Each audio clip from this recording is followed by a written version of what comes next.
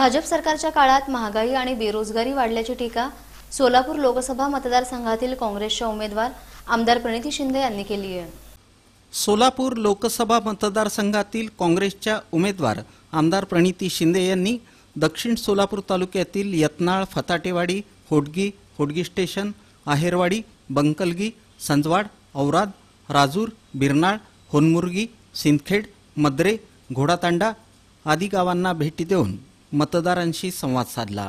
यावेळी काँग्रेसचे कार्याध्यक्ष सुरेश हसापुरे, बाजार समितीचे संचालक बाळासाहेब शेळके, दक्षिण सोलापूर तालुका काँग्रेस कमिटीचे अध्यक्ष हरीश पाटील, माजी सभापती अशोक देवकते, माजी नगरसेवक बाबा मिस्त्री, राधाकृष्ण पाटील, गणेश डोंगरे, अनंत मेहत्रे, महेश जोकारे, अंबादास करगुळे, सिद्धारूढ घेरडी, राजशेखर वाले, संगण्णा पाटील, उदय पाटील, बाजीराव बुळगुंडे, आमसिद्ध बुळगुंडे, लक्ष्मण बनसोडे यांची उपस्थिती होती। मोदी आणि भाजपनं नागरिकांना फसवलं आहे। 10 वर्षात त्यांनी काहीच विकास केला नाही, नुसतं आश्वासन दिलं, एकही ठळक काम केलं नाही।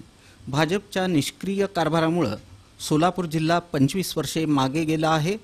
भाजप सरकारच्या काळात महागाई आणि बेरोजगारी वाढलेली आहे, अशी प्रतिक्रिया दक्षिण सोलापूर तालुक्यातील गावभेट दौऱ्याप्रसंगी आमदार प्रणिती शिंदे यांनी व्यक्त केली।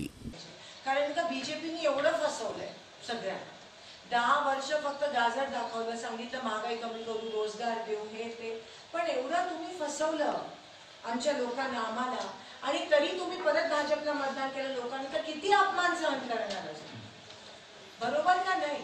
आणि म्हणून तुम्ही काँग्रेसला कराल म्हणून तुम्ही सांगितलं 50 इकडे तिकडे, पण 50 तरी कशा हे तुम्हाला सांगायला आली। बाकी कोणी असतील त्यांना पण, विरोधकांना पण हे पटतंय की 10 वर्षात दिशाभूल झाली आणि सोलापुरात काही काम केलं नाही।